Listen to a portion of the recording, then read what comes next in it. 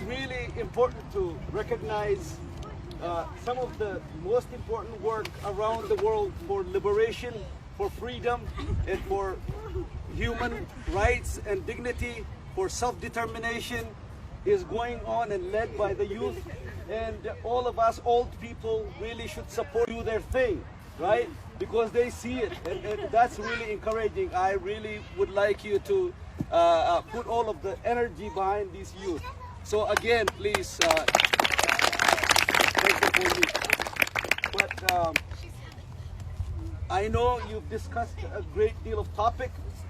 Thank you for being here. Thank you for your solidarity. A couple of things that I want to put out. One, Ethiopians would like to say that Ethiopia was never colonized and Ethiopia is the freest country in the world.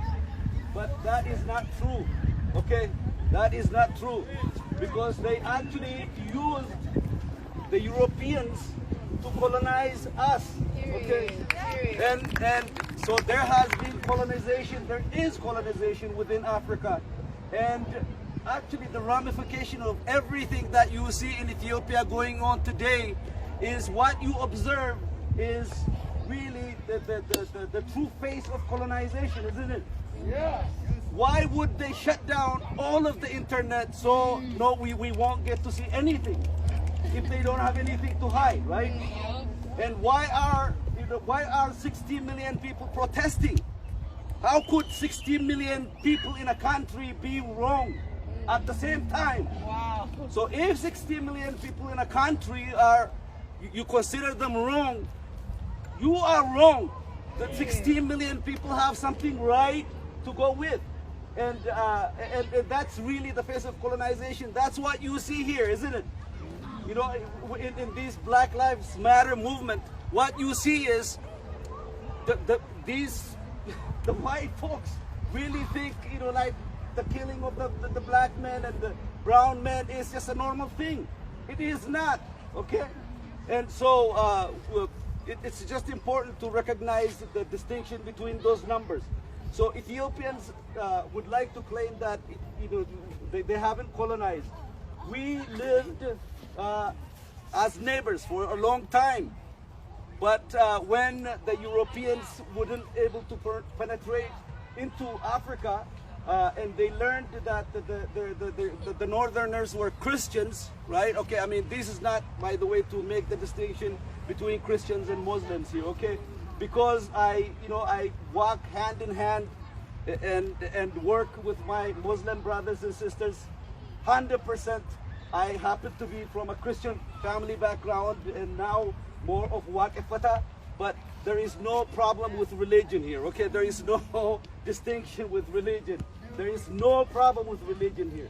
But it is important to point out that the Europeans used Ethiopian Christianity to actually say, hey, okay, why don't you then get these guns and go whoop people down south?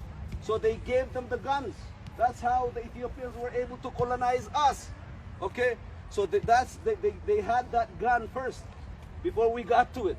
And that's how we were colonized. And that's how we are colonized still, okay?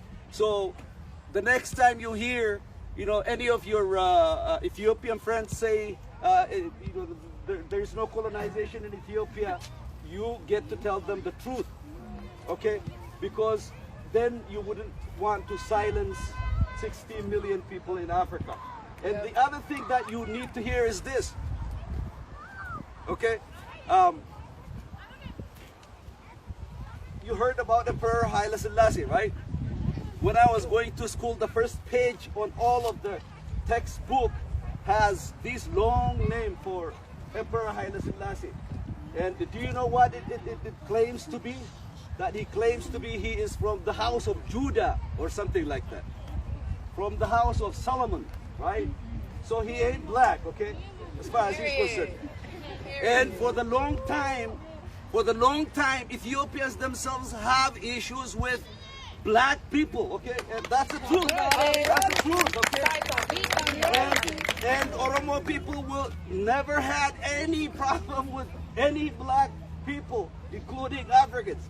Ethiopians always had trouble with other Africans, That's the truth.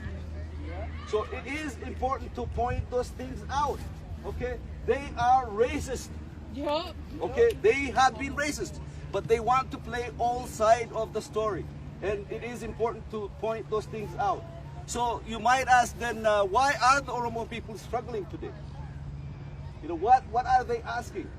If you really dig all of the work that we do, okay, what the Oromo people do, this is what you're going to find out. The Oromo people are only struggling for their human rights, okay?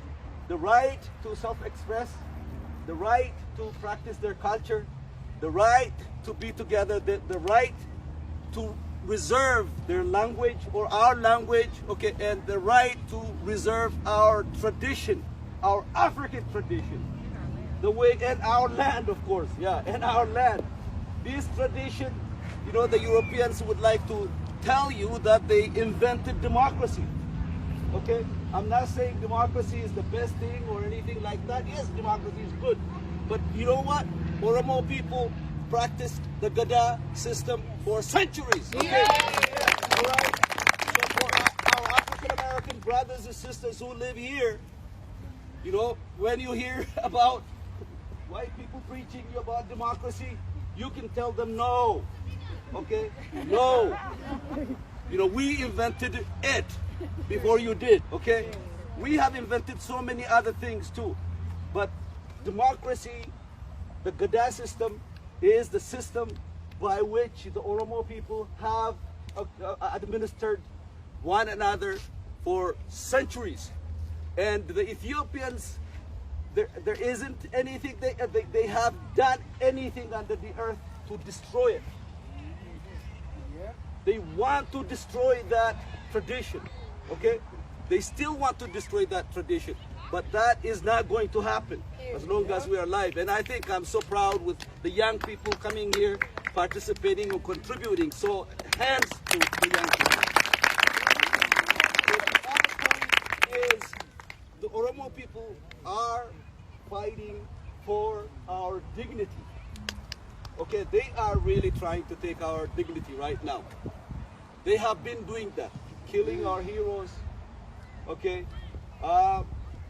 Disarming us, arming themselves, encroaching on our land, and just, you know, doing all kinds of unthinkable things. I know you have seen the pictures. I know you've read some, and so I won't get into it.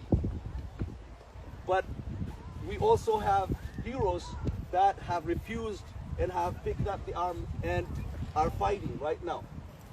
And we are saying, many of us are saying, we'll go to the end if necessary, okay? Because we have to stand up for our dignity, okay? Let me tell you this, actually, because I know most of you are here because of this. If you don't respect yourself, nobody will respect you. Okay? You gotta take this with you too. In America, anywhere. If you don't respect yourself, if you don't love yourself, if you don't love your family, nobody will come and love it for you or respect you or take care of you. So it is important that we first do that, right? So that's what the Oromo people are doing. So standing up for our human rights, okay? We're standing up for our dignity and self-determination.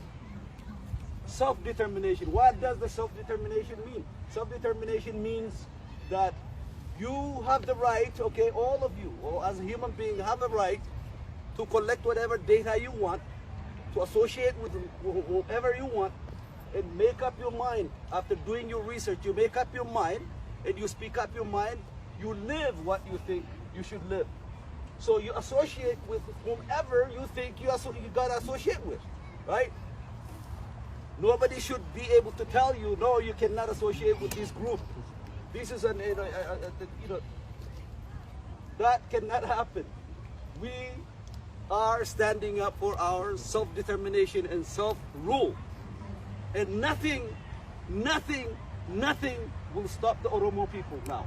Period. Period. Period. Period. Period. Done. And just as a transition, before I'm done, I just want today to say one thing. We appreciate your solidarity.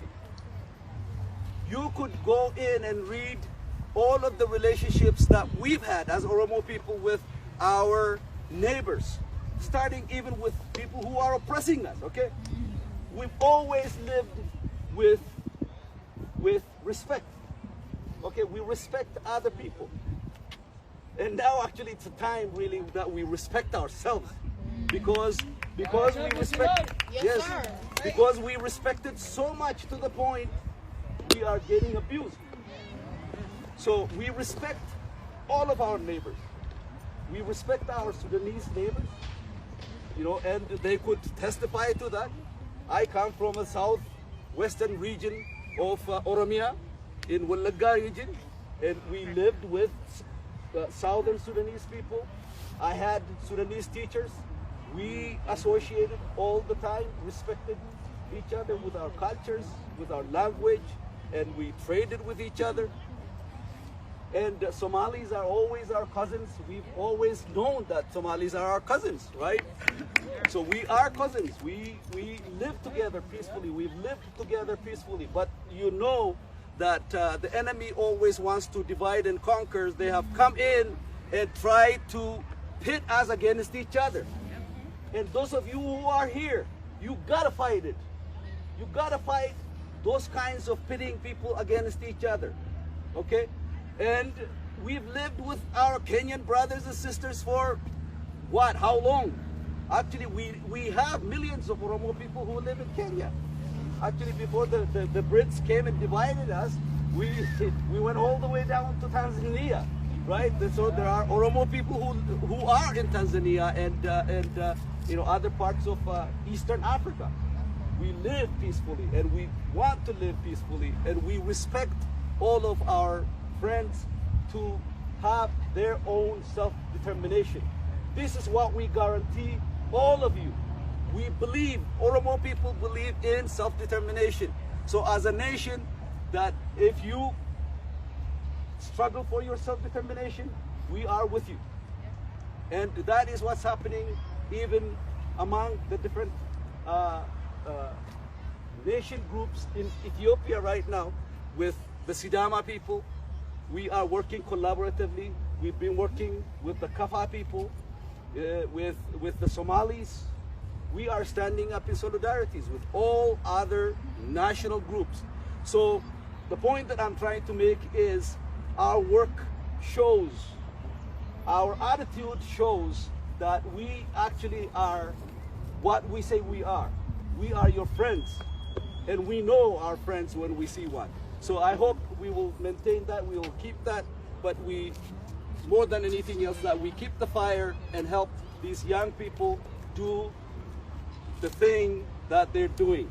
Thank you very much.